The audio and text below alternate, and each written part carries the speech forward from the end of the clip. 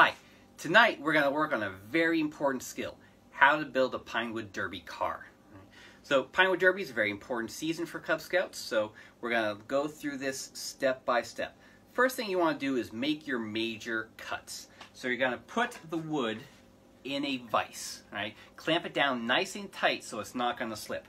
Then you're going to take your saw. You want a nice sharp saw so that it makes a nice clean cut. So you're going to line it up, make sure your cuts are nice and square, and start cutting, right? So you want to make sure you're keeping your eye on the cut so you don't accidentally slip. If you accidentally cut yourself, make sure you don't panic. Stay calm. So what you're going to do is you're going to have someone help you do some first aid here. So what we want to do is make sure we're wearing some latex or nitrile gloves. Hey Paul, go get some latex gloves on. All right, latex and nitrile are going to help keep you from touching anyone else's blood while you're giving them first aid. So we got some latex gloves here, so we're good. All right, next thing we're going to do is cover it up. So Paul, get me something to cover this up with. Band-Aid, good thought, but I think we're going to need something a little bigger than that. So why don't you go get me a piece of gauze. All right, gauze, if you have it, is great. If you don't have gauze, any clean cloth, paper towel, even a t-shirt. So you're going to lay the gauze over the injury and you're going to press down. Direct pressure is going to slow and stop the bleeding. You're giving your blood time to clot to stop the bleeding itself. Right?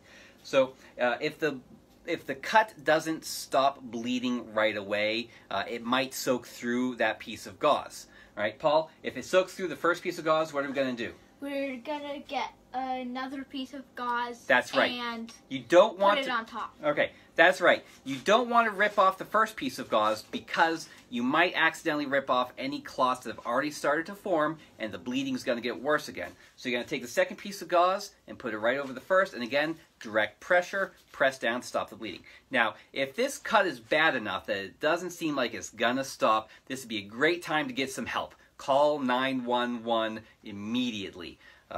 This cut I don't think is quite that bad. I think it's already starting to slow down, so I think we're good. Now, once the blood flow has almost stopped, you're going to want to get some tape to wrap it up to hold that on until the clot fully forms. So Paul, go grab some tape. Okay, duct tape. If that's all I had, I'd use it, but med tape is a better idea. So go grab some med tape. All right, medical tape. There's a lot of types out there. What type you use is a little bit personal preference and a lot what you actually have on hand. Now, with medical tape, what I like to do is take the end and fold it over so it doesn't stick down. It makes it a lot easier to tear some off and pull it off. You won't be pulling at a corner trying to get off in an emergency. So you're going to pull enough off to wrap it around a couple of times.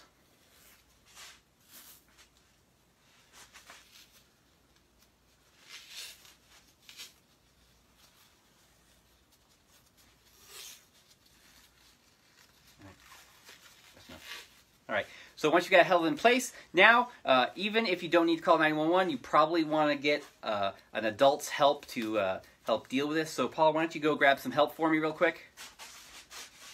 Mom, Dad did it again.